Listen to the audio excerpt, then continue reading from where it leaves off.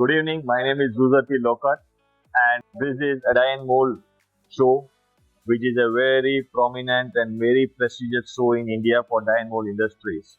This year we are launching two new products. The one is milling tools for graphite machining.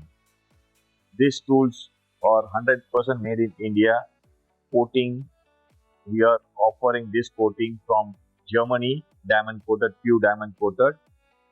And other product is solid head tools.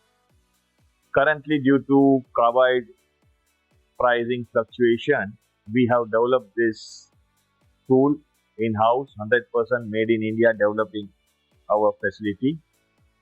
This tool will give a very good cost effective to customers, where they can have a various tool diameter with a single shank.